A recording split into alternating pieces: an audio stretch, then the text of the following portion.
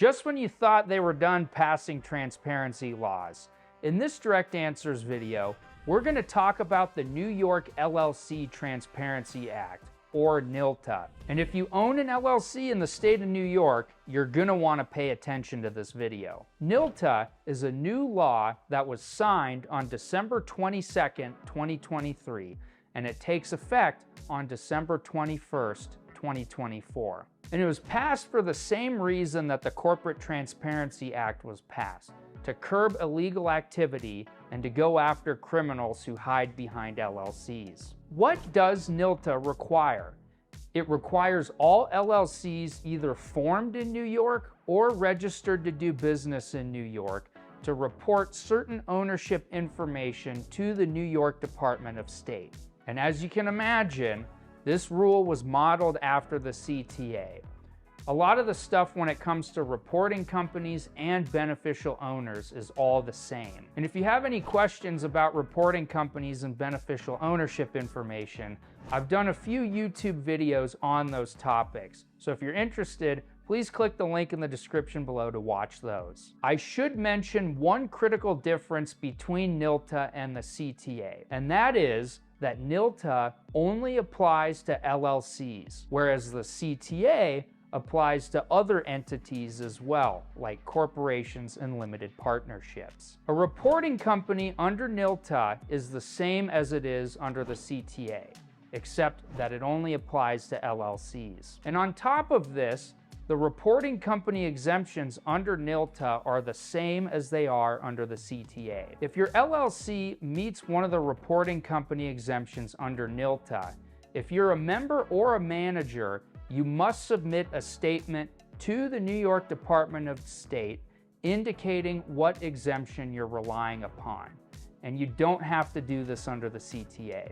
Now, as I already mentioned before, the beneficial ownership requirements under NYLTA are the same as they are under the CTA.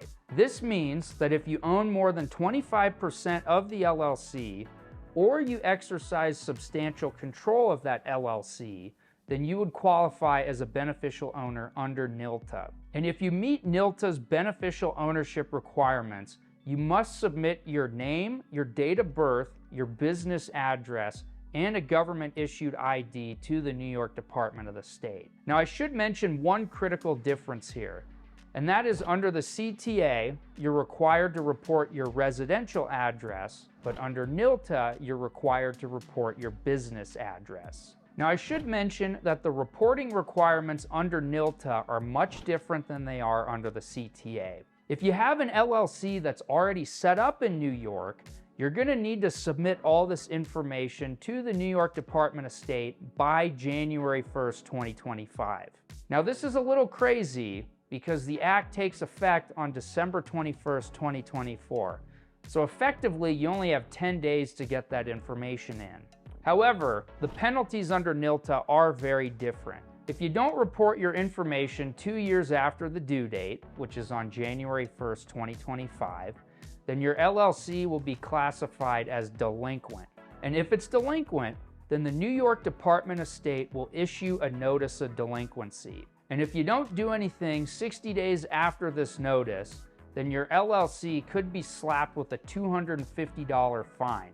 That could increase in the future if you hold off on not reporting. And if you don't report this information to the New York Department of State, then the LLC may not be able to complete certain business transactions. So it's very important that you submit this information to the New York Department of State. So, who can see this information anyway? Well, when the law was initially passed, the database that would store all this information was going to be available to the public. However, Governor Kathy Hochul made an agreement with the legislature to make this database private, which is really good for all LLC owners out there.